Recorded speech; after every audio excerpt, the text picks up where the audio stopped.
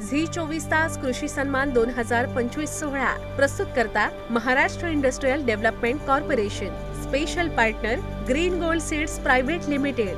Green gold seeds म्हणजे अस्सल हिरवं सोनं. तापी बायो फर्टिलायझर्स म्हणजे पिकांचे संपूर्ण पोषण. Ashok agricultural borewell stimulation services. बंद कोरड्या बोरवेलला सुद्धा लागेल पाणी आणि वाढेल पाणी पातळी. Venkateshwara cooperative power and agro processing limited. जय जवान जय किसान. Hospitality partner marigold banquets and conventions. Associate partner JK hi tech ऊस रोपवाटिका. कृषी क्षेत्रातील विश्वसनीय हायटेक ऊस रोपवाटिका. राजाराम बापू पाटील सहकारी साखर कारखाना लिमिटेड. ग्रामीण अर्थव्यवस्थेच्या प्रगतीसाठी 5 दशकांचा विश्वास, समर्पण आणि पूर्ती यांचा परंपरागत वारसा.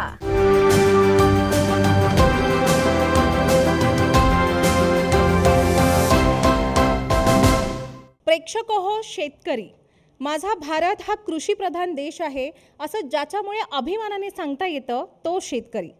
असं म्हणतात की माणसाने उंच उंच भरारी घ्यावी पण आपल्या मातीशी एकनिष्ठ राहावं. आपली नाळ ही कायम आपल्या मातीशी जोडलेली असावी. दुर्दैव असं आहे की ही वाक्य ना आता फक्त पुस्तकातूनच मनाला ओलावा देतात.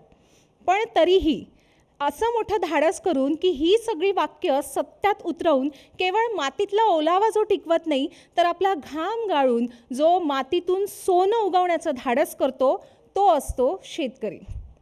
पण तरीही काय असतं बरं शेतात? का व्हावं माझ्या मुलाने शेतकरी?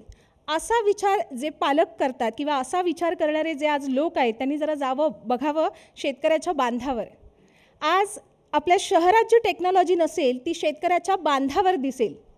आणि आज या ठिकाणी एवढे यशस्वी शेतकरी उपस्थित आहेत की ज्यांनी खऱ्या अर्थानं आपल्या धरणी मायेमध्ये आपला घाम गाळून हिरे माणिक मोत्यासारखं पीक उगवलंय आणि विविध व्यवसाय त्यांनी आता त्याला संशोधनाची, आधुनिकतेची शेतीला जोड देऊन ते आज मोठमोठे व्यावसायिक झालेले आहेत.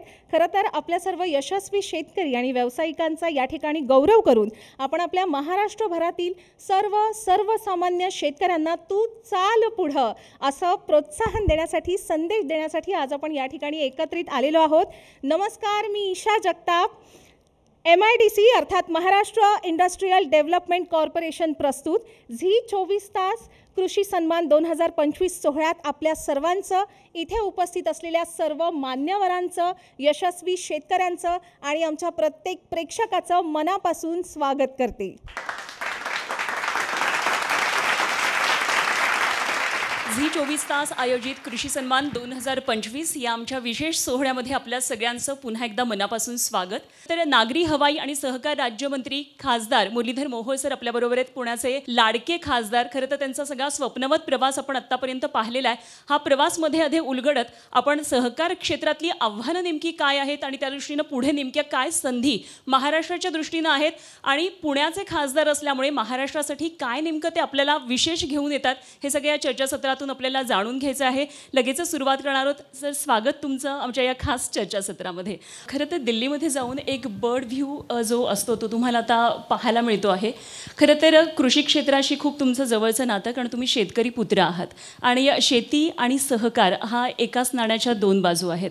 आणि त्या दृष्टीनं तुम्हाला काय नेमकी आव्हानं तिथे बसून दिसतात की सहकार क्षेत्रासमोर नेमकी आव्हानं काय आहेत? आज देशामध्ये जर आपण पाहिलं तर जवळजवळ 8.25 लाख सहकारी सोसायटी आहेत. त्यातल्या एकट्या महाराष्ट्रात 2.5 लाख आहेत. आणि किंबहुना मला असं वाटतं की या सहकाराच्या क्षेत्रामध्ये आज आपण देशामध्ये अग्रणी आहोत. कदाचित तेच पाहून मला सहकार खातं दिलं असावं, काम करायची मला संधी दिलेली असेल. आपण जर पाहिलं तर एक साधारणतः सहकार हे कृषी मंत्रालयाच्याच अंतर्गत देशपातळीवर जेव्हा आपण विचार करतो तसं तर सहकार हा राज्याचाच विषय आहे. सहकार हा पूर्णपणे राज्याचा विषय आहे, राज्याचा. पण देशाचा सहकार म्हणून जेव्हा आपण विचार करतो तेव्हा महाराष्ट्र, गुजरात, कर्नाटक एक 2-3 राज्य सोडली तर सहकार फार नाही आहे. आणि म्हणून आज उद्या जर आपण 2047च्या विकसित भारताचा संकल्प माननीय मोदीजी म्हणतात त्यावेळेला या देशामध्ये सर्व समान विकास झाला पाहिजे ही त्याच्यामागची कल्पना आहे. सर्व क्षेत्रात झाला पाहिजे, सर्व समान झाला पाहिजे. तर सगळ्यात मोठं आव्हान आहे आम्हाला ग्रामीण अर्थव्यवस्था सक्षम करणं. मग ग्रामीण अर्थव्यवस्था सक्षम करण्यासाठीचं सगळ्यात महत्त्वाचं साधन आहे सहकार. सहकारातून समृद्धीकडे हा जो मंत्र आम्हाला खऱ्या अर्थानं जर तो खरा करायचा असेल तर गाव पातळीवरच्या सहकारापासून ते देशाच्या सहकारापर्यंत आम्हाला सर्व समान सगळीकडे. आता ठीक आहे, आमच्या महाराष्ट्रात आमच्याकडे विविध कार्यकारी सेवा सोसायटी गावात असते, दूध डेअरी आहेत, सहकारी जिल्हा दूध संघ आहे, राज्य सहकारी दूध संघ आहे, जिल्हा बँक आहे, राज्य सहकारी बँक आहे. याच्या माध्यमातून आमचं सहकाराचं जाळं मोठं पसरलं. पण मला थोडक्यात एवढंच सांगायचं आहे की सहकार आणि कृषी हे वेगळं नाही. त्यामुळे शेतकऱ्याच्या हितासाठी म्हणून सहकाराच्या माध्यमातून मग ॲनिमल हजबंड्री असेल, कृषी विभाग असेल, अर्थ मंत्रालय असेल, ह्या वेगवेगळ्या खात्याच्या अंतर्गत माननीय अमित भाईंनी एक इंटर मिनिस्ट्रियली कमिटी स्थापन केली, आंतरमंत्रालय समिती स्थापन केली. आणि त्याच्यातनं या देशातील आमच्या सोसायटीतल्या प्रत्येक सभासद, आमचा शेतकरी, त्याला फायदा कसा करून देता येईल याच्यासाठी खूप काही गोष्टी आता नव्यानं आणल्यात. त्याचा बायलॉज तयार केला गेला आणि ते बायलॉज सगळ्या देशातल्या, म्हणजे कुठल्या विचाराचं सरकार आहे हा मुद्दाच नाही आहे. मग देशातलं एकही राज्य असं नाही की त्यांनी ते बायलॉज ॲडॉप्ट केले नाहीत. का तर त्याच्यामध्ये शेतकऱ्याचं हित होतं, त्याच्यामध्ये सहकाराच्या माध्यमातून त्या गावात त्या परिवाराचं समृद्धीकरण असेल, गावाचं समृद्धीकरण असेल, हा विचार होता. आणि म्हणून त्यात खूप काही काम आहे. मला असं वाटतं की ही त्याच्यामागची भावना आहे. त्यामुळे सहकार म्हणून एकच आव्हान आहे की या देशातल्या सर्व भागामध्ये, सर्व राज्यामध्ये समानदृष्ट्या ग्रामीण अर्थव्यवस्था सक्षम करण्याच्या दृष्टीनं सहकार वाढला पाहिजे, सहकार पोचला पाहिजे. राज्याच्या आणि केंद्राच्या माध्यमातून समन्वयातून आज आम्हाला भविष्यातला हा आमचा जो संकल्प आहे तो पूर्ण करायचा आहे. कोऑपरेटिव्ह संस्था किंवा ज्या गावातल्या विकास संस्था आता पतपेढ्या असतात त्या दृष्टीने खूप मोठा आता निर्णय झाला. त्याची बळकटीकरण करण्यासाठी मला वाटतं RBIने आता एक खूप मोठा निर्णय घेतला आणि निधी द्यायचा असं ठरवलेलं आहे. तर हा नेमका निर्णय नाही, याच्यामध्ये दोन विषय. एक तर मी मागाशी म्हणालो तसं सहकार हा पूर्ण राज्याचा विषय, पण आमच्या गावातली सोसायटी ज्याच्यावरती आमच्या गावातले शेतकरी, आमच्या गावातले सगळे परिवार अवलंबून आहेत, आज त्याच सोसायटीला पहिलं आर्थिकदृष्ट्या सक्षम करणं हा उद्देश आमचा डोळ्यासमोर होता. आणि म्हणून आम्ही काय केलं, गावातल्या सोसायटीचं काम काय होतं आजपर्यंत, नाबार्डकडनं राज्य सहकारी बँकेला पैसे, राज्य सहकारी बँकेकडनं जिल्हा सहकारी बँकेला पैसे येतात आणि त्या जिल्हा सहकारी बँकेतनं आमच्या गावातल्या सोसायटीला पैसे येतात. आणि मग ते आमच्या शेतकऱ्याला, मग त्याला बी बियाणे घ्यायची, त्याला अवजार घ्यायचे, त्याला फर्टिलायझर जे काय घ्यायचे, त्याला गावातल्या सोसायटीच्या माध्यमातून तो खरेदी करायचा किंवा तो त्याच्यातनं पैशातनं तिथनं पैसे घ्यायचा. आणि त्यामुळे दुसरा मार्गच नाही. गावातली सोसायटी ही आर्थिकदृष्ट्या सक्षम करण्यासाठी मी मागाशी म्हणालो तसं आंतरमंत्रालय समिती स्थापन झाली आणि आमच्या गावातल्या सोसायटीला आता 25 वेगवेगळ्या प्रकारचे व्यवसाय द्यायचं काम सुरू झालं. मग त्याच्यामध्ये आमच्या गावातली सोसायटी आता पेट्रोल पंप पण चालू करते, जन औषधालयसुद्धा सुरू करते, किसान समृद्धी केंद्रसुद्धा चालू करते. असे अनेक वेगवेगळे 25 प्रकारचे व्यवसाय आमच्या गावातल्या सोसायटीला दिले गेले आणि त्याच्यामध्ये खूप मोठा परिणाम झाला की जर गावातली सोसायटी आर्थिकदृष्ट्या सक्षम झाली तर तिला आमच्या गावातल्या प्रत्येक परिवाराचा विचार चांगला करता येईल, जास्त पैसे देता येतील. आम्ही असा निर्णय केला की ज्या जिल्हा बँक आज कार्यरत नाही, जिथे प्रशासक आहेत, जिथे काही आज गावातल्या कुठल्या त्या जिल्ह्यातल्या जवळजवळ 2000-3000 जे काही सोसायटी असतील, काहीच पैसे मिळत नाही. राज्य सहकारी बँकेला स्वतः मी त्यांना प्रशासक आहे त्यांना असं विनंती केली की अशा या महाराष्ट्रातल्या जवळजवळ 12 ते 13 जिल्हा सहकारी बँकेत त्या आज आर्थिकदृष्ट्या अडचणीत आहेत, तर तुम्ही त्या जिल्हा बँकेच्या मार्फत पण त्या गावातल्या सोसायटींना आता थेट पैसे द्या. आणि मी तुम्हाला सांगतो की खूप क्रांतिकारी निर्णय झाला. 1000 कोटी रुपये राज्य सहकारी बँकेने याच्यासाठी काढून ठेवले आणि आता ज्या भागामध्ये, ज्या जिल्ह्यामध्ये आता जिल्हा बँक चांगलं काम करत नाही तिथं आता डायरेक्ट गावातल्या पॅक्सला, गावातल्या सोसायटीला आता राज्य सहकारी बँक पैसे देणार आहे. हा निर्णय चांगला झाला. अजून एक निर्णय याच्यामध्ये आपण पाहतो की शेवटी सहकार हा विश्वासार्हतेवरती चालतो. आज आमच्या जर आपण पाहिलं तर आमच्या गावातल्या सोसायटीपासून ॲपेक्स बँकपर्यंत शेवटी विश्वासार्हता खूप महत्त्वाची आहे. आणि ही विश्वासार्हता कधी येईल, तुमच्या कामकाजामध्ये जर पारदर्शकता असेल, ट्रान्सपरन्सी असेल तर हे चालणार आहे. आणि म्हणून आम्ही केंद्र सरकार म्हणून याच्यामध्ये निर्णय घेतला की देशातल्या जवळजवळ 68,000 70,000 गावातल्या ज्या सोसायटी आहेत त्याचं कम्प्युटरीकरण केलं आम्ही आता. म्हणजे कम्प्युटरायझेशनचं काम आम्ही घेतलं हातात. खरं तर हा राज्याचा विषय, पण आम्ही विचार असा केला जर त्या गावातल्या सोसायटीचा कारभार जर स्वच्छ झाला, तो ट्रान्सपरन्सी त्याच्यामध्ये आली, जिल्हा बँकेने त्याच्यातलं जो ऑनलाईन एका लाईनवरती, एका लिंकवरती काम सुरू झालं तर तिथला वेळ वाचेल, तिथले गैरव्यवहार थांबतील, चांगल्या पद्धतीचं काम सुरू होईल. आणि म्हणून आज देशातल्या जवळजवळ 68,000 सोसायट्यांचं संगणकीकरण हे केंद्र सरकारच्या माध्यमातून झालं. म्हणून आमचा केंद्रबिंदू काय आहे की आमचा गाव जर आम्हाला समृद्ध करायचा आहे, गावातलं प्रत्येक कुटुंब आम्हाला जर सदन करायचं आहे, त्याला 4 व्यवसाय चांगल्या पद्धतीने जर आम्हाला उभे करता, त्याला पैसे मिळाले पाहिजेत, तर मग गावातली सोसायटीला ताकद दिली आम्ही. गावातल्या सोसायटीलाच आम्ही 25 व्यवसाय दिलेत. अगदी स्किल्ड लेबर यामध्ये यावा त्या दृष्टीने वाटतं आपल्याला त्रिभुवन युनिव्हर्सिटी आपण काढली आहे. बघा, सहकार क्षेत्रातले पहिलं हे विद्यापीठ मला वाटतं असं आपण केलं. खूप मोठा क्रांतिकारक निर्णय आहे. जसं मी मगाशी उल्लेख केला की पारदर्शिता, आज आमच्या या सगळ्या कारभारामध्ये कुठेतरी ट्रान्सपरन्सी पाहिजे. आमच्याकडे काय होतं, सहकारामध्ये आम्ही, आता हे कोणी व्यक्तिगत घेऊ नये, पण सहकारामध्ये काय होतं की कोणाचा ते भाचा, कोणाचा ते पुतण्या, मुलगा, काहीतरी हीच मंडळी संस्था चालवतात. आज आमच्याकडे काय केलं, आम्ही सहकारात लोक कामाला घेतल्यावर त्यांना प्रशिक्षण देतो, पण आता ते दिवस बदलले. आता प्रशिक्षण घेतलेलीच मुलं आणि तज्ज्ञही सहकारात आली पाहिजेत, तर मला असं वाटतं खऱ्या अर्थानं सहकाराला दिशा मिळेल. म्हणून आज एका गावातल्या सोसायटीचा सचिव ते ॲपेक्स बँक्सचा MD या सगळ्यांना प्रशिक्षण देणारं या देशातलं पहिलं सहकाराचं विद्यापीठ सुरू झालं आणि त्याला त्रिभुवनदास पटेल नावानं ते सुरू झालं. पुण्यातल्या व्यामनीकॉमला देशातलं पहिलं एक त्याचं केंद्र म्हणून त्याला ॲफिलिएशन दिलं गेलं. आणि आता देशात मी तुम्हाला सांगतो, एकूण देशातल्या सहकाराची आज अवस्था पाहता, पुढच्या 5 वर्षात या देशात आपल्याला जर सगळ्या संस्था पाहिल्या, 8 लाख 8.25 लाख संस्था आहेत, आम्हाला 17 लाख प्रशिक्षित मनुष्यबळ हवं आहे. आणि मग आम्हाला ते कशातनं मिळेल, तर आम्हाला या विद्यापीठातनं मिळेल. आणि म्हणून हा विचार झाला, विद्यापीठ सुरू झालं, कोर्सेस सुरू झालेत, पहिल्या वर्षाचे प्रवेश सुरू झालेत. आणि म्हणून या देशाला प्रगतीकडे नेताना, सहकारातनं समृद्धीकडे जाताना प्रशिक्षण हा खूप महत्त्वाचा भाग होता. नाही तर आधी नोकरीला घ्यायचं आणि मग प्रशिक्षण द्यायचं, हे सहकाराचं सूत्र आहे, पण तसं नाही. आता तर प्रशिक्षित माणसं घ्या आणि सहकार समृद्ध करा.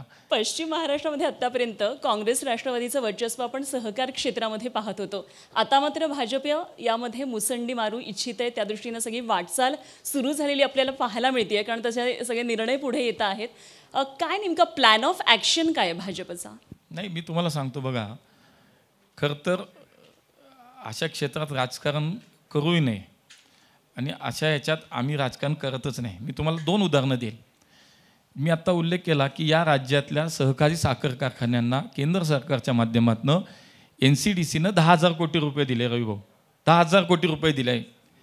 या 10,000 कोटी रुपये दिले, याच्यात मी तुम्हाला यादी जर सांगितली, त्याच्यात राष्ट्रवादीचे सुद्धा मंत्र्यांचे कारखाने आहेत, काँग्रेसच्या सुद्धा मंत्र्यांचे कारखाने आहेत. ही सगळी जर यादी पाहिली, आम्हाला आता मी मागाशी काय सांगितलं, जेव्हा आम्ही हे मॉडेल बायलॉज आणले आम्ही सहकाराच्या संदर्भातले, तेव्हा देशातल्या वेगवेगळ्या विचाराची सरकार देशामध्ये आहेत, पण त्यांनी ती स्वीकारली. त्याचं कारण होतं, त्याच्यामध्ये आमचा उद्देश स्वच्छ आहे. झी 24 तास आयोजित कृषी सन्मान सोहळा 2025 मध्ये आज तुम्ही आलात आणि या चर्चासत्रामध्ये सहभाग घेतलात, मनापासून आभार. धन्यवाद. डॉक्टर शिवाजीराव डोळे हे माजी सैनिक व दूरदर्शी सहकारी नेता असून राष्ट्रसेवेतून ग्रामीण समाजाच्या सबलीकरणाची वाटचाल करणारे परिवर्तनशील नेतृत्व आहे. त्यांच्या प्रयत्नांनी Venkateshwar cooperative power and agro processing limited या बहुराज्यीय संस्थेमार्फत 12 राज्यांतील 1.5 लाखांहून अधिक शेतकरी एकत्र आलेले आहेत. आधुनिक ॲग्रो प्रोसेसिंग तंत्रज्ञान, शाश्वत विकास व सहकार तत्वांचा संगम घडवून शेतकऱ्यांचे आर्थिक सशक्तीकरण करण्याचे मोलाचे कार्य त्यांनी केलेले आहे. त्यांच्या शिस्तबद्ध व करुणामय नेतृत्वामुळे ही संस्था कृषी सहकारी व्यवस्थापनातील प्रेरणादायी मॉडेल ठरलेली आहे.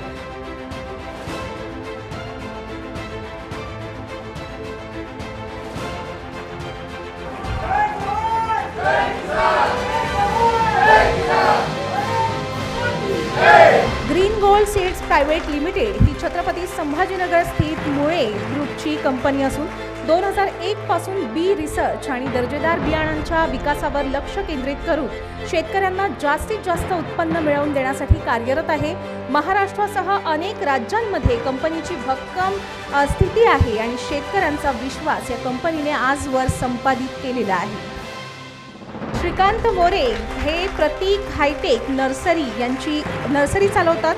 गुणवत्तेच्या जोरावर रोपवाटिकेचा व्यवसाय गेल्या महाराष्ट्राबाहेर देखील ते करतात. प्रतीक हायटेक नर्सरी नारायणगाव इथली ही आहे, जी अवघ्या 2 गुंठ जागेत सुरू केलेली रोपवाटिका आज 10 एकर क्षेत्रात विस्तारलेली आहे.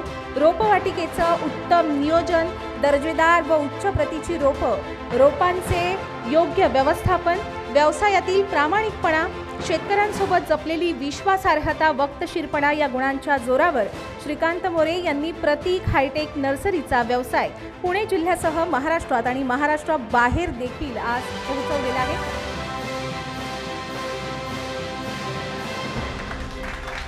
प्रकाश रिजाल यांची कंपनी आहे मीपा इंडस्ट्रीज, जी पुण्यातच आहे. प्रकाश रिजाल यांच्या दूरदृष्टी व समर्पणामुळे मीपा टेक्स हे कृषी प्लास्टिक कल्चर उपायांमध्ये भारतभर एक विश्वासार्ह नाव आज झालेलं आहे. शेततळे, mulch films, shade nets, drip pipes, वमी बेस अशा BIS प्रमाणित उत्पादनांद्वारे शेतकऱ्यांना पाणी संवर्धन, पिकांचे संरक्षण व उत्पादन वाढीसाठी मोलाची मदत मिळत आहे. नवकल्पना, गुणवत्ता आणि शाश्वत शेतीसाठीची कटिबद्धता यामुळे मीपा टेक हे कृषी क्षेत्रातील एक अग्रगण्य ब्रँड ठरले. राहुल अमृता रसाळ हे प्रगतशील शेतकरी आहेत. पारनेर तालुक्यातील निघोज येथील हे तरुण शेतकरी त्यांनी तंत्रज्ञानाची कास धरून नामी शक्कल लढवली. बांधावरच त्यांनी प्रयोगशाळा आणि स्वयंचलित हवामान केंद्र उभारलं. पिकांसाठी वर्षभर लागणाऱ्या जैविक खतांची निर्मिती ते त्यांच्या बांधावरच करतात. परिणामी जैविक खतावरील वर्षभराचा 1.5 लाखांचा तसंच रासायनिक खतावरील जो खर्च आहे त्यात 35% म्हणजे वर्षभरात 9 ते 10 लाखांची त्यांची बचत होते. व्यासपीठावर येण्याची विनंती करते गणेश अंकुशराव फरताडे यांना, जे सोशल मीडियावर शेतकऱ्यांशी संवाद साधत असतात, त्यांना प्रबोधन करत असतात. गेवराई बीड येथील हे तरुण आहेत, जे आज अनेक शेतकऱ्यांसाठी, आपल्या महाराष्ट्रातल्या शेतकऱ्यांसाठी प्रेरणास्थान ठरले आहेत. ते अजिबात न लाजता मी एक शेतकऱ्याचा मुलगा आहे अशी ओळख अभिमानाने करून देतात. त्यांनी सोशल मीडियावर आज ते अग्रगण्य शेतकरी इन्फ्लुएन्सर आणि क्रिएटर आहेत. आजवर त्यांनी 5,000हून अधिक व्हिडिओ तयार केलेले आहेत. आधुनिक शेतीतील तंत्रज्ञान, नैसर्गिक शेती पद्धती, पिकांची निगा, हवामान बदल, बाजारपेठेतील संधी तसंच भागीदारी याबाबत ते शेतकऱ्यांमध्ये आत्मविश्वास निर्माण करतात, त्यांना मार्गदर्शन करतात. तसंच त्यांनी महाराष्ट्र आणि कर्नाटकात 1000हून अधिक प्रेरणादायी व्याख्यानं देखील दिलेली आहेत. मनीष वासुदेवा हे व्यासपीठावर उपस्थित राहिले आहेत. मॅरीगोल्ड बँकेट्स अँड कन्व्हेन्शन्स हे पुण्यातील दिमागदार सोहळे पार पाडणारं एक महत्त्वाचं ठिकाण आहे, जिथे आज आपण एकत्र जमलेलो आहोत. लग्न असो, कॉन्फरन्स असो, एक छान गॅदरिंग असो, बाळाचं बारसं असो, सेलिब्रिटींचं शूट असो, अशा सगळ्या सोहळ्यांसाठी एकच ठिकाण आहे खास, ते म्हणजे मेरीगोल्ड बँक्वेट्स अँड कन्व्हेन्शन्स. आणि आज आपला हा दिमागदार सोहळा या ठिकाणी पार पडतोय. त्यासाठी मेरीगोल्ड बँक्वेट्स अँड कन्व्हेन्शन्स यांचे मी झी 24 तासकडून खूप मनापासून आभार व्यक्त करते.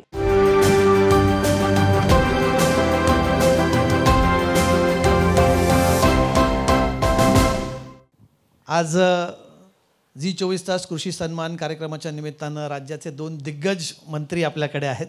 आणि कृषी सन्मान आपण करत असताना कृषीशी संबंधित, कृषी खात्याशी संबंधित असे 2 महत्त्वाचे जे विभाग आहेत. एक तर कृषी खातं स्वतः आणि एक राज्याचं फलोत्पादन खातं. हे 2 महत्त्वाचे मंत्री आज आपल्याकडे आहेत. आणि जेव्हा आपण शेतकऱ्यांच्या साधक बाधक हिताची चर्चा करत आहोत, तेव्हा या दोघांशी चर्चा करणं तितकंच क्रमप्राप्त आहे.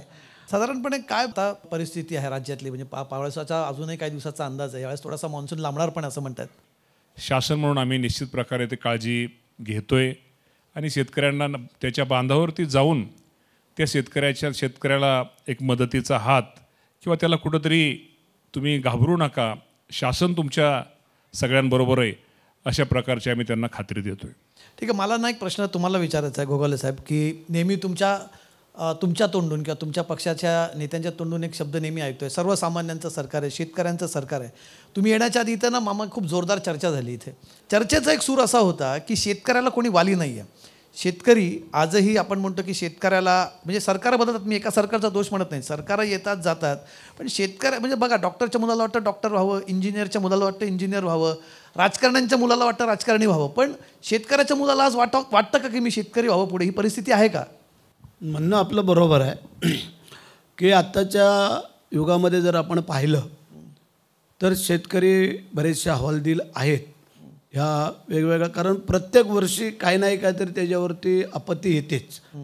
पाऊस कधी पडत नाही तेव्हा आपत्ती, जास्त पडला तरी आपत्ती. त्यामुळे त्यांची मानसिकता अशी होते की आपण नेमकं करावं काय. एकतर शेतामध्ये एवढी ढोर मेहनत करावी लागते, सर्व सीझन वाईज त्याला मेहनत करावी लागते आणि मग कधी कधी अगदी हातातोंडाशी आलेलं पीक, पाऊस अवकाळी पाऊस पडतोय तो हिसकावून नेतोय, जास्त पाऊस पडतोय ते कुजून जाते, वाहून जाते, कमी पाऊस पडला नाहीच पडला का ते सुकून पण जाते आणि ह्यासाठी शेतकरी हवालदिल झालेले आहेत. आपलं म्हणणं बरोबर आहे आणि त्याकरताच शासनाच्या माध्यमातून आम्हाला जेवढं जे काही सहकार्य करता येतं ते आम्ही करायचा प्रयत्न करत असतो. केंद्र आम्हाला मदत करते, आम्हाला जे काही करावं लागतं ते करतो आम्ही. परंतु तुमचं म्हणणंही तेवढं योग्य आहे की एवढा अथांग मोठा पसरलेला शेतकरी वर्ग आहे की ह्या सगळ्याला हात देता देता बाकी सगळ्यांना पाहावं लागतं. परंतु शेतकरी हा आमचा राजा आहे आणि त्याला आम्ही कधी वाऱ्यावर सोडणार नाही, हे आमचं म्हणणं आहे. तुमच्याकडचं जे खातं आहे ते थोडंसं जर फलोत्पादन खातं आहे ते थोडं जरा आपण फळाचं उत्पादन काय कमी शेती असलेला माणूस घेत नाही, ज्याच्याकडे मोठी शेती आहे, जो द्राक्ष बघतो किंवा ज्याच्याकडे नवीन नवीन तंत्रज्ञान आणू शकतो. फलोत्पादनाचं जे खातं आहे हॉर्टिकल्चरमध्ये, तर यांच्याकडे कृषीमध्ये सगळेच शेतकरी आहेत, साधा शेतकरी, मध्यम शेतकरी, मोठा शेतकरी. तुमच्याकडे थोडासा सधन शेतकरी येतो. तुमची तशी जबाबदारी, तुमचं टेन्शन तसं कमी वाटतं का तुम्हाला? टेन्शन कमीचा काय प्रश्न येत नाही, परंतु माझी एक इच्छाशक्ती आहे की ह्या इतर शेतीमध्ये जी काही लोकांची थोडी पिछाट व्हायला लागलेली आहे तर त्याच्यामध्ये आमच्या खात्याच्या माध्यमातून फळबाग वाढवून, तसं जर आज पाहायला गेलं तर संपूर्ण भारत देशामध्ये महाराष्ट्रात एक नंबरचा देश आपलं राज्य आहे की जो फलोत्पादनामध्ये एक नंबर आहे. कालच मी त्याचा आढावा आम्ही पुण्याला घेतला, संपूर्ण महाराष्ट्रातले आमचे अधिकारी बोलवले होते, त्यांना मी विचारलं सगळं, बोले काय नेमकी परिस्थिती वस्तुस्थिती, तर त्याने आम्हाला सगळं सांगितलं. आंबा असेल, काजू असेल, द्राक्ष, संत्री, मोसंबी, केळी, हे सगळे, आता तर आम्ही पेरू, चिक्कू, ही सगळी फळं आम्ही त्याच्यामध्ये आणखीन काही व्हरायटीज समाविष्ट करून घेता येतात का, कारण जेणेकरून आज जर आपण पाहिलं तर मागच्या वेळेला अवकाळी आला त्यामध्ये सगळ्या केळीच्या बागी झोपून गेल्या, पपईच्या बागा झोपून गेल्या, संत्र्यावरती गारा पडल्या, पाऊस पडला ते सगळं खराब होऊन जाते. पण ह्याच्यामध्ये की पाऊस जरी कमी जास्त पडला तरी त्याला काय फरक नाही पडत फळबागांना, हा शेतीला खालच्या फरक पडतो आणि म्हणून आम्ही करतो जे काय पडीक जमीन आहे, जे अशी तुम्ही मागे सांगितले जरी छोटे शेतकरी आहेत त्यांना पण ह्या फळबागाच्या माध्यमातून सक्षम करता येऊ शकतं. ते काय 3-4 वर्ष पहिला जो काय त्रास आहे त्यांना मेहनत आहे, ती मेहनत व्यवस्थित घेतली आणि त्याची जर निगा राखली, चांगले जर रोपवाटिकेमधून चांगली रोपं तयार करून जर घेतलीत, त्याला चुकीचे रोपं मिळता कामा नये, हे आम्ही काल त्यांना आदेश देऊन टाकलेत.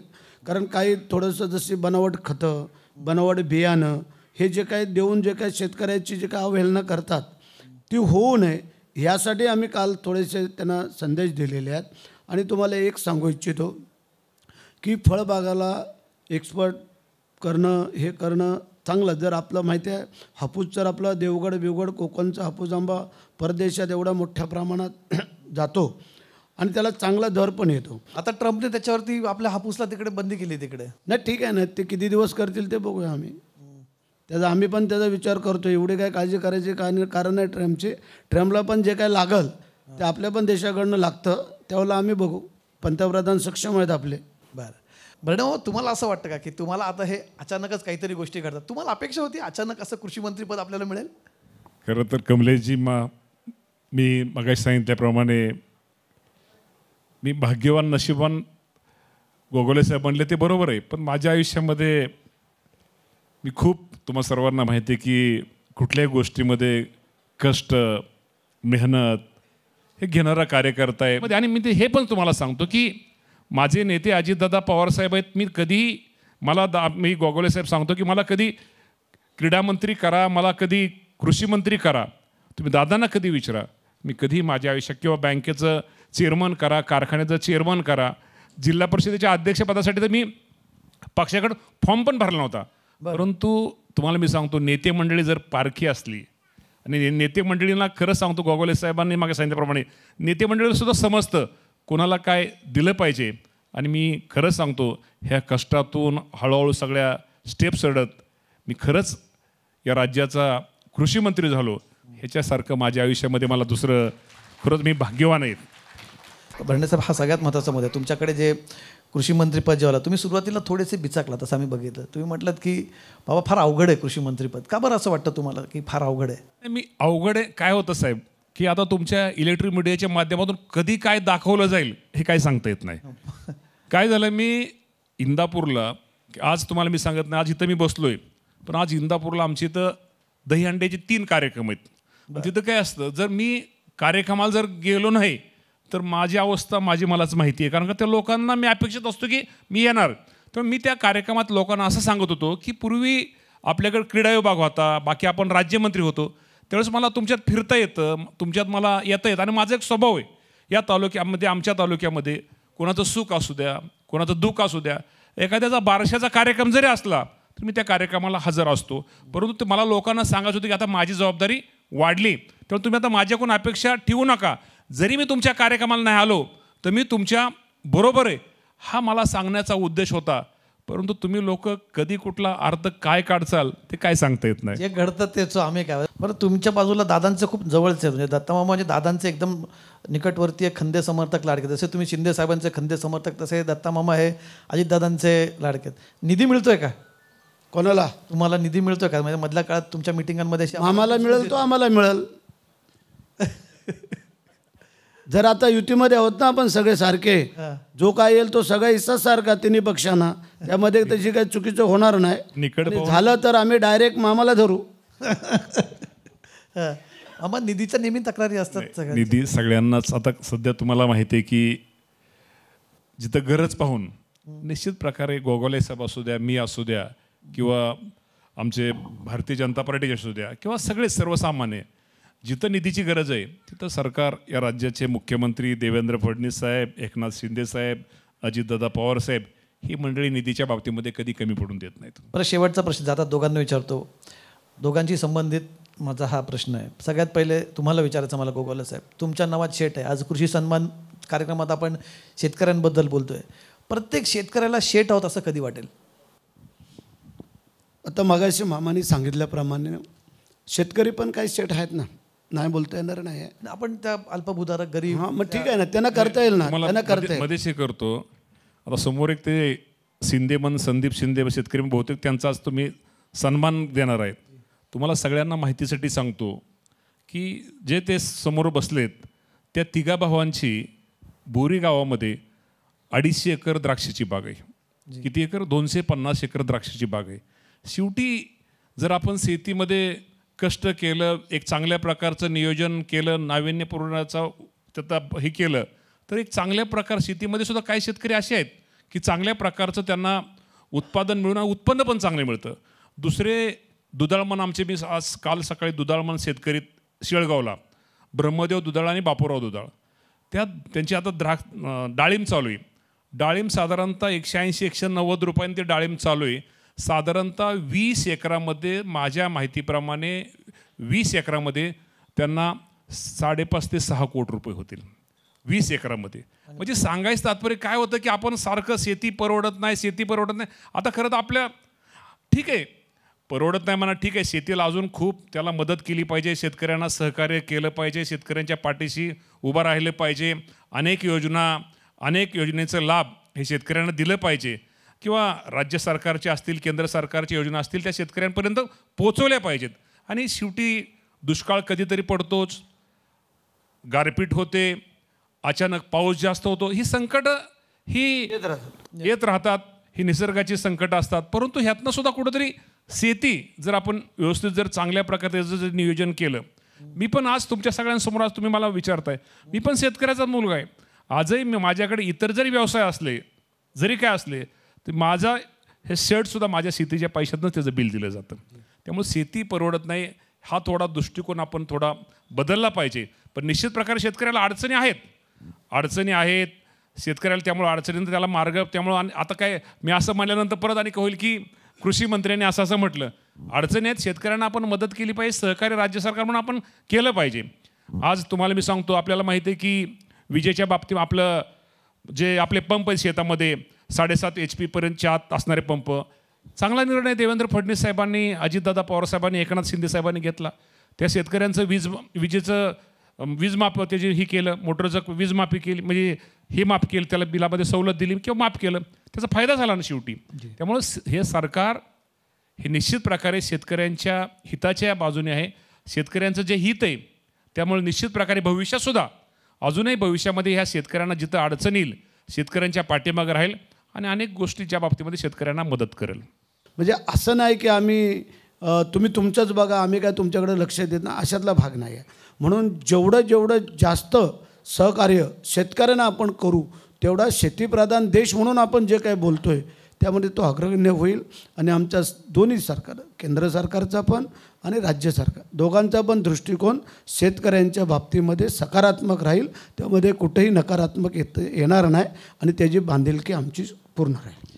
शेतकरी आत्महत्या हा महाराष्ट्राला एक लागलेला फार मोठा बट्टा आहे, फार मोठा कलंक आहे. तुम्ही कृषी मंत्री झालात, एका प्रधान घरातनं तुम्ही येतात, तुम्ही स्वतः शेतकरी कुटुंबातून येतात आणि अनायसे तुमच्या नावापुढेही मामा आहे. तुमच्या नावापुढे मामा असणं, आपण मगाशी गमतीने जरी बोललो तरी आता तुम्ही महाराष्ट्राचे मामा आहात. महाराष्ट्राचे मामा असताना आपल्या बहिणींचं कुंकू वाचवण्याची जबाबदारीसुद्धा तुमच्यावरती आहे. एका शेतकरी घरातनं येणाऱ्या माणसाला ही जबाबदारी पेलवायची आहे. कशी पेलवाल, काय तुम्ही आश्वासन द्याल की हा बट्टा आपण पुसू शकतो? माझी सर्व शेतकरी बांधवांना आपल्या माध्यमातून एकच सगळ्यांना विनंती आहे की बाबांनो, येणारे दिवस हे बदलत असतात. त्यामुळं आज जरी आपल्याला काही गोष्टीमध्ये ही गोष्ट खरी, मागाशी तुम्हाला सक्सेस शेतकऱ्यांची पण नावं सांगितली, पण काही शेतकरी असे आहेत की खूप कष्ट करतात, मेहनत करतात आणि ज्यावेळेस त्यांचा हातातोंडाशी घास येतो आणि त्यांनी ह्या पिकामधनं मला जे उत्पन्न मिळणार आहे त्यातनं मी घरातलं काय काम करल, घर बांधल, मुलाचं लग्न करल, मुलीचं लग्न करल किंवा काहीतरी ह्यातनं मला काहीतरी त्यांनी योजना आखलेली असते. परंतु अचानक अशा गोष्टी झाल्यानंतर शेतकऱ्याचा नक्की भ्रमनिराश होतो आणि त्यातनं हे टोकाचं शेतकरी पाऊल उचलतो. माझ्या शेतकरी बांधवांना मी एवढं विनंती करतो की कृपा करून असं पाऊल उचलू नका, कारण ह्यानंतर आपली पाठीमागं मुलं असतील, मुली असतील, आपले वयोवृद्ध आई असेल, आपले वडील असतील, यांना शेवटी तुमच्या आधाराची गरज असते. आणि हे दिवस नेहमी अडचणीचे दिवस आपण म्हणतो ना, कधी दुःख जाईल सुख येईल, ह्याप्रमाणे निश्चित प्रकारे येणारे दिवस हे बदलत असतात. आणि जरी काही लोकांच्या बाबतीमध्ये आत्महत्या हा पर्याय आपला नाही आहे, आपण निश्चित प्रकारे जिथं जिथं अशा शेतकऱ्यांना कुठं ही होईल, राज्य सरकार या सर्व शेतकऱ्यांच्या पाठीमागं भविष्यामध्ये पाठीमागं उभा निश्चित प्रकारे राहील. खूप खूप धन्यवाद दोघांचे. तुमच्या दोघांची खाती आहेत खूप महत्त्वाची आहेत, खूप मोठी जबाबदारी देखील तुमच्यावरती आहेत. आणि एक गोष्ट बरी आहे की तुमच्या दोघांकडे त्या खात्यांकडे एक बघण्याचा एक सकारात्मक दृष्टिकोन आहे. इथे आज अनेक आपण अशा सकारात्मक गोष्टी इथे बघतो की फक्त समस्यांवर चर्चा न करता त्या समस्यांचं समाधान कसं निघू शकेल, जे या सगळ्यांमध्ये एक भागधारक आहेत, मग ते सरकार असेल, शेतकरी असेल, त्याच्यामध्ये काम करणारे काही तंत्रज्ञान करणाऱ्या कंपन्या असेल, या सगळ्यांना इथे बोलून ही जी चर्चा करतो याच्यातनंच कुठेतरी एक चांगलं फळ निघावं. पण एक आहे की इथला शेतकरी वाचला पाहिजे, जगला पाहिजे, तो समृद्ध झाला पाहिजे. त्याच्या घरची समृद्धी ही जसे आज एकेकाळी म्हणता की शेतकऱ्याच्या घरात बैलपोळा हा दिवाळी दसऱ्यापेक्षा मोठा आहे. आज जरी बैल फार नसले शेतकऱ्याकडे तरी ती समृद्धी तरी किमान त्याला बघायला मिळावी हीच अपेक्षा आजच्या कार्यक्रमातून व्यक्त करतो. आणि तुम्हाला दोघांनाही तुमच्या मनात ज्या भावना आहेत शेतकऱ्यांसाठीच्या त्या पूर्ण करण्यासाठी तुम्हाला बळ मिळो, ताकद मिळो ही सदिच्छा व्यक्त करतो. आणि आजचा कार्यक्रम धन्यवाद. खूप खूप आभारी आहे तुमचा. जय हिंद, जय महाराष्ट्र. राजाराम बापू पाटील सहकारी साखर कारखाना लिमिटेडचे व्हाईस चेअरमन विजय बळवंतराव पाटील आणि मॅनेजिंग डिरेक्टर रामचंद्र माहुली यांना राजाराम बापू पाटील सहकारी साखर कारखाना हा शेतकरी केंद्रबिंदू मानून स्थापन झालेला आणि ऊस विकास व पुनरुत्पादन शेतीसाठी नावारूपाला आलेला महाराष्ट्रातील अग्रगण्य कारखाना आहे. आधुनिक शेती तंत्रज्ञान प्रशिक्षण व पायाभूत सुविधा देण्याचं कार्य या संस्थेनं केलेलं असून सहकार क्षेत्रातील आदर्श मॉडेल म्हणून आपली ओळख निर्माण केली आहे. साखर, वीज निर्मिती, डिस्टिलरी, इन्सिनरेटर, बॉयलर अशा विविध प्रकल्पांमधून हा कारखाना शाश्वत विकासाला चालना देतोय. या उल्लेखनीय कार्याबद्दल संस्थेला सर्वोत्कृष्ट पुनरुत्पादन शेती व ऊस विकास या गौरव पुरस्काराने देखील सन्मानित करण्यात आलेला आहे. ईश्वरलाल जयस्वाल यांची ओळख करून द्यायची झाल्यास यांच्याकडे ॲग्रिकल्चर क्षेत्रातील कामाचा प्रचंड असा अनुभव आहे. जैविक शेतीची आवड असल्यानं संपूर्ण महाराष्ट्रभर ते जैविक शेतीचे मार्गदर्शन करतात. रासायनिक सोबत जैविक खतांची गरज शेतीला कशी आहे याचं मार्गदर्शन ते करतात, कारण ते नेहमी सांगतात माती वाचली तर पीक वाचतील आणि पिकं वाचली तर मानव जाती वाचेल, कारण आहारात सकसपणा नसेल तर माणसं निकस कशी होतील. JK हायटेक ऊस रोपवाटिका पेठनाका आणि फलटण चे फाउंडर श्री पांडुरंग विष्णू माळी यांना सांगली जिल्ह्यातील वाळवा तालुक्यातील कुरपळ या गावी 11 वर्षांपूर्वी JK रोपवाटिकेची स्थापना झाली. उत्तम व्यवस्थापन, सेवाभिमुखता आणि कष्टाच्या जोरावर आज देशातील तब्बल 7 राज्यांमध्ये ऊस रोप तिकडे विस्तार केलेला आहे. त्यांनी ISO मानांकित ही आता JK हायटेक या नावाने कंपनी ओळखली जाते. तब्बल 150 कुटुंबांना रोजगार उपलब्ध करून दिलेला आहे. त्यांनी JK हायटेक ऊस रोपवाटिकेच्या पेठनाका फलटण इथं शाखा आहेत. ऊस रोपांच्या निर्मितीतून शेती क्षेत्रात त्यांनी आमूलाग्र अशी क्रांती घडवून आणलेली आहे. ध्रुव प्रतिष्ठानचे फाउंडर श्री राजीव केळकर गरीब शेतकऱ्यांच्या मुलांच्या शिक्षणापासून ते आपत्ती काळातील मदत, आरोग्य शिबिरं, कृषीपूरक साधनांचं वाटप आणि कृषी संस्कृतीच्या संवर्धनापर्यंत अनेक सामाजिक व कृषी उपक्रम राबवून शेतकऱ्यांच्या सर्वांगीण विकासासाठी सातत्यानं ते कार्यरत आहेत. त्यांचे उपक्रम हे शेतकऱ्यांच्या प्रगतीसाठी अत्यंत प्रेरणादायी ठरलेले आहेत. GNP agro sciences private limited नाशिकचे MD गौतम नामदेवराव पाटील यांना आपल्या कृषी गरजा पूर्ण करण्यासाठी आणि शेतकऱ्यांसाठी उपयुक्त उत्पादनं विकसित करण्याच्या उद्देशानं श्री गौतम पाटील यांनी 2001 मध्ये GNP ॲग्रो सायन्सेस प्रायव्हेट लिमिटेडची स्थापना केली. GNP ॲग्रो सायन्सेस शेतकऱ्यांसाठी उच्च दर्जाचं कृषी रसायन, खतं आणि पीक वाढीसाठी आवश्यक अशी उत्पादनं तयार करतात. त्यांच्या सततच्या संशोधनामुळे आणि आधुनिक तंत्रज्ञानाच्या वापरामुळे कंपनीनं कापूस, सोयाबीन आणि मका यांसारख्या पिकांसाठी 120हून अधिक प्रभावी उत्पादनं आजवर विकसित केलेली आहेत. क्रेंटा केमिकल अँड फर्टिलायझर प्रायव्हेट लिमिटेडचे डायरेक्टर मिस्टर राजाराम गणपत येवले सावडी या छोट्याशा गावातून शेतकरी कुटुंबातील पुत्र राजाराम गणपत येवले यांनी जिद्द, शिक्षण व उद्योगाच्या जोरावर शेतकऱ्यांसाठी एक आदर्श निर्माण केलाय. 2000 साली टेंभुर्णी MIDC मध्ये क्रेंटा केमिकल कंपनीची स्थापना करून अगदी परवडणारी व दर्जेदार अशी उत्पादनं त्यांनी शेतकऱ्यांसाठी उपलब्ध करून दिली. सृष्टी ब्रँडद्वारे लाखो शेतकऱ्यांचा त्यांनी आजवर विश्वास जिंकलाय. तर राईट एन्जॉय व सायबर फार्मर प्रोड्युसर कंपनीद्वारे शेतमालाला बाजारपेठ व योग्य भाव त्यांनी मिळवून दिलेला आहे. काळाची गरज ओळखून त्यांनी ऑर्गॅनिक खत निर्मिती करून कृषी क्षेत्रात नवे मार्ग दाखवलेले आहेत. SKR ग्रुपचे प्रेसिडेंट खडकाळ आणि दगडांनी भरलेल्या ओसाड जमिनीत हरित क्रांती घडवून आणणारे शेतकरी ज्ञानेश्वर मरगजे हे मेहनतीचे प्रेरणादायी उदाहरण आहेत. दगडाच्या खाणीला सुपीक शेतात रूपांतरित करून त्यांनी हळदीपासून मसाल्याच्या पिकांपर्यंत आणि विविध फळबागांपर्यंतचा प्रवास घडवला. ठिबक सिंचन व शेततळ्याच्या सहाय्यानं कमी पाण्यातही समृद्ध शेती उभी करून त्यांनी अशक्याला शक्य केल्याचं उत्तम उदाहरण घालून दिलंय. मी विनंती करते SKR ग्रुपचे श्रीकांत राठी हे प्रेसिडेंट आहेत. SKR ग्रुप वर्धा याची स्थापना झाली 1981 साली. या समूहानं आजवर बळीराजाला खऱ्या अर्थानं समृद्ध करण्यासाठी कित्येक वर्ष सातत्यानं शेती आणि शेतकऱ्याचे उत्पादन व पीक गुणवत्ता वाढवण्यासाठी नवनवीन अत्याधुनिक पर्याय उपलब्ध करून देत शेतकऱ्याला सशक्त करण्यात योगदान दिलंय. SKR ग्रुप यांनी ICR यांच्या संयुक्त विद्यमानं विविध नाविन्यपूर्ण असे शेतीपूरक उत्पादनं तयार केलेले आहेत. जैविक शेती काळाची गरज लक्षात घेत खत व्यवस्थापन, कीड व्यवस्थापन आणि पाणी व्यवस्थापन या विषयावर काम करत टेक्नॉलॉजी आणि विविधता यांची कास धरत त्यांनी या क्षेत्रात मोठ्या प्रमाणावर कार्य केलेलं आहे. अशोक ॲग्रिकल्चर बोरवेल स्टिम्युलेशन सर्व्हिसेसचे founder and consultant Vishal Ashok Bagle कमीत कमी खर्चात सोप्या पद्धतीनं आणि उत्तम परिणाम देणारे केमिकल स्टिम्युलेशन तंत्रज्ञान विकसित करून श्री विशाल बगले यांनी शेतकऱ्यांसाठी मोठे योगदान दिलंय.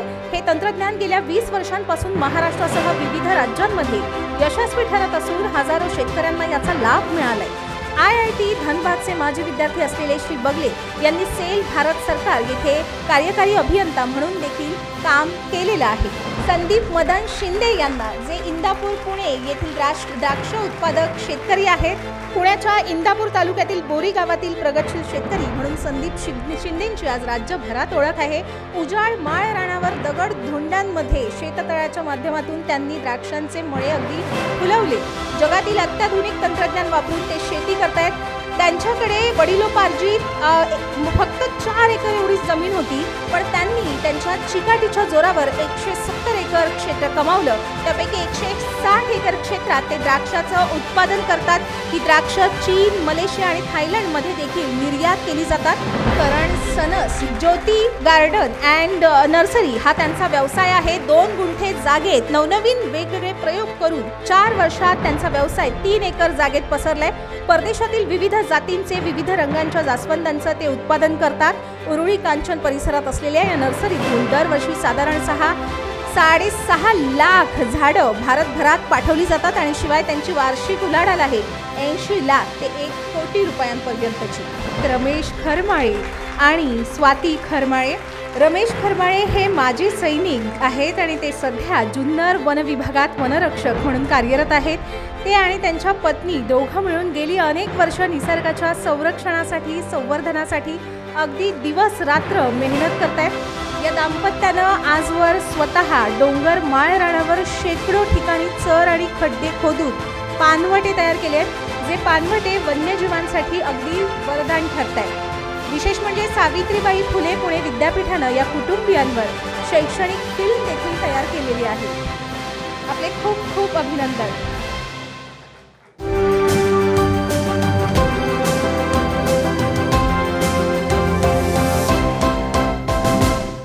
झी 24 तास कृषी सन्मान 2025 सोहळा प्रस्तुत करता Maharashtra industrial development corporation. Special partner green gold seeds private limited. Green gold seeds म्हणजे अस्सल हिरवं सोनं. तापी बायो फर्टिलायझर्स म्हणजे पिकांचे संपूर्ण पोषण. Ashok agricultural borewell stimulation services. बंद कोरड्या बोरवेलला सुद्धा लागेल पाणी आणि वाढेल पाणी पातळी. Venkateshwara cooperative power and agro processing limited. जय जवान जय किसान. Hospitality partner marigold banquets and conventions. Associate partner JK hi tech ऊस रोपवाटिका. कृषी क्षेत्रातील विश्वसनीय हायटेक ऊस रोपवाटिका. राजाराम बापू पाटील सहकारी साखर कारखाना लिमिटेड. ग्रामीण अर्थव्यवस्थेच्या प्रगतीसाठी 5 दशकांचा विश्वास, समर्पण आणि पूर्ती यांचा परंपरागत वारसा.